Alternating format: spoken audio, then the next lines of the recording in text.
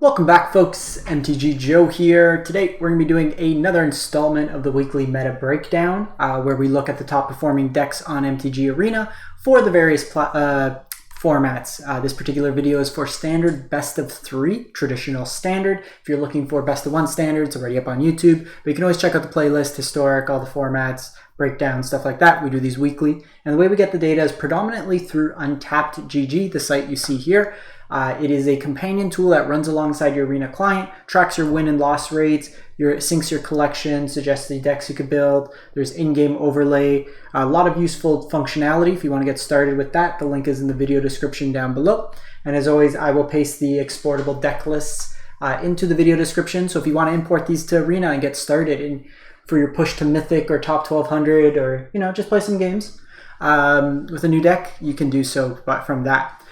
So we're going to get started. Standard best of 3, April 11th to the 18th. Platinum to Mythic rank. Total matches, 22,000 matches. So a match, not a game. Matches could consist of up to 3 games. So somewhere between 44 and 66,000 games played of Magic.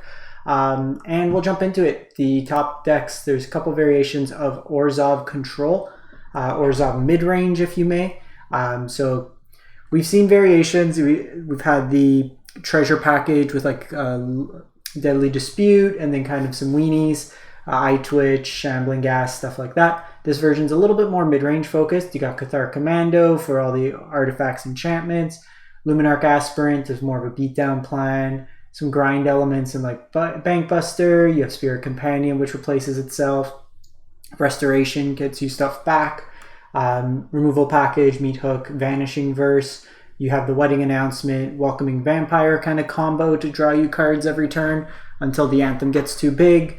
But then you're dealing with a good problem. If you're making 3/3 tokens every turn, you're happy. Hagra Mauling for some more removal, Legion Angel package into the sideboard, some Planeswalkers and Sorin, Wandering Emperor, and Lolth.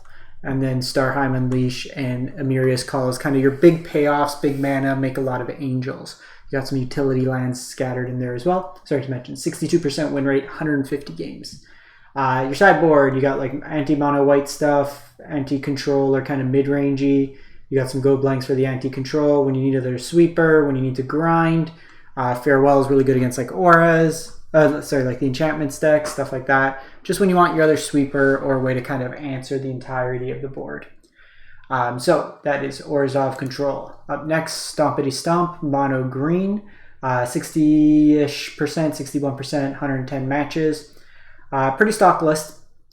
Seeing kind of the flex spots in this version's playing Snakeskin Veil. Some versions have not. You have 2 Rangers class mixed in there. 2 inscriptions for Blizzard Brawl as your fight spell. No Kazandu Mammoth. That's usually kind of the card that gets played in the 3-drop slot at times too. Instead going with the Uvenwald, Eska's Chariot, copy Invoke the Ancients, and then you're still on the snow-covered lands in part because of the Blizzard Brawl, but you do also get access to Bazeju mixed into there. The sideboard, more like protection, creature mirrors, as well as like good with fight spells, more fight spells, a land liberator, any sort of artifact or enchantment heavy deck. Blessings of Frost. What does this do? Distribute X1 encounters among any number of creatures you control, where X is the amount of snow mana, then draw a card for... Okay, so for more of the grindy matchups, if there's a lot of board stalls, you could put 4 counters on things potentially and then draw up to 4 cards, so not a bad kind of mana sink there. You also have Kura, kind of the first time I've ever seen this card in any competitive lists. Evasive Threat, Flying Death Touch, either on death, search your library for 3 lands put into play, or create an XX Spirit token where X is the number of lands. So kind of in the Meathooky, kind of it dies, but you replace it with another big creature, which isn't bad. Just kind of some redundancy. Nayayaya Ruins.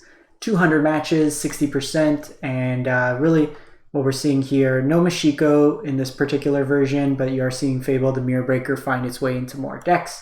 For those of you who are unfamiliar, the combination of Jukai Naturalist and Runeforged Champion means all your runes that you see here cost 0 mana and they basically cycle, and you kind of Runestorm. Combine that with Generous Visitor or Showdown of the Skalds or Kami of the Transients. You get really large creatures to smack in. You pair it with like Fable to make copies of Runeforge. It can tutor stuff. A lot of utility and value there. This is one of my favorite decks. I play it a lot in Alchemy, which I find it a little bit better because there's not as prevalence of a mono white deck as there is in Standard. This particular deck, one kind of note, when you are searching with Runeforge Champion, if the rune you want is in your graveyard, always take the one out of your graveyard. You want to maximize the likelihood of drawing into further runes that are in your library. Your sideboard, you got a lot of options here. Anti-creature, protection, different types of protection, indestructible hexproof versus counters, so depending on the type of removal. Some more removal for the creature matchups, grind value, flexible removal, artifact enchantment hate. Then you have your anti-control cards, attack the hand, protect from board wipes, tax them out, general removal, and then in the kind of heavier removal, just attack them from a different angle. So kind of a collection of cards there in the sideboard.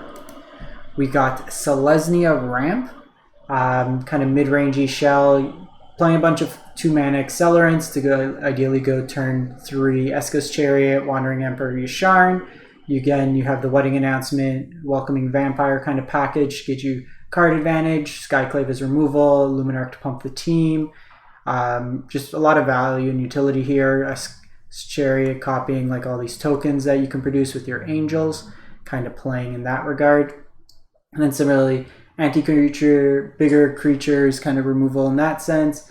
Anti-board wipe, your Legion Angels, and another Yasharn for like the Rakto Sacrifice matchup. We got Is It the Dragon? 120 matches, 54% win rate. This one is just kind of an ode to the more classic Goldspan Dragon Hallbreaker horror. This isn't the Showdown kind of combo-y version, but this deck's it's pretty much just card advantage or removal counters, and you're just going to win through Dragon typically, or Hallbreaker Horror, or just some copies of Hall the Storm Giants. Post board, and you have Smoldering Egg as another angle of attack, and then you're really just kind of tuning your deck in a way. Either you need more counters, you need more removal, and post board you just kind of streamline. Main board you're kind of meeting in the middle, but you have ways to kind of filter. Stuff like Prismari Command can chuck away some of the stuff you don't need. Temur midrange. This is kind of a Gruul treasures list. You have Jaspara Sentinel and Magda, which generate a lot of mana. You can go into like Goldspan Dragon, Inferno. You have Fable the Mirror Breaker, which can make tokens, that then those tokens can be copied by Eska's Chariot for some more value. You got Dragons and Ren. The blue mana in this deck is predominantly for counter spells. You have negates, so you either do it off the treasure or the pathways to kind of hit your blue mana, and then you have more counter spells in the sideboard. Removal, and then pretty much just different types of removal or counters to mix in. Just gives you an edge against like sweepers and kind of the big mana Orzhov decks. Rakto Sacrifice. So this is a Anvil deck built around Ani Cult Anvil. So you're looking to sacrifice artifacts for value. It's very much an aristocrat style deck. Make copies of things with Mirror Breaker. We're seeing Mirror Breaker's flexibility in a number of red-based decks. Some Planeswalkers on the top end. You make artifacts with like Synthesizer for card advantage, Deadly Spew for card advantage, the Blood tokens here, Virus Beetle, kind of 2-for-1s. The deck's really just like 2-for-1 value and try to drain your opponent out. Sideboard, anti-control hate, anti-mono white hate, some graveyard hate, and kind of a tax effect when you need to hit kind of the mid-rangey kind of shells, some more removal, hand hate, and another Sorin to help you grind. Lastly, this deck, the Pizza Box Open, which is one of the online tournament series. This list went 8-2, third place overall. There's like 130 people, I think, in this one. A little bit over 100 folks. This is a Mardu list. I'll link this as well. So some similarities to the black-white deck, but you're playing Blood Tithe Harvester in the main board. You have Valkyries to kind of grind Mirror Breakers, Showdowns. So kind of more the Alchemy style. Grind them out with Mirror Breakers to kind of get you card advantage, get rid of the wrong half problem mixed in, and just like a lot of utility in terms of various removal spells, like Rip Apart super flexible, Vanishing Verse super flexible, just all kind of scattered amongst here. So those are the decks for the week. Let me know in the comments what you are playing right now, what you like, if there's any decks I've missed that have kind of been on the periphery. And we'll catch you next time. Thanks for watching, everyone. Hope you have a great one. And as always, stay safe out there.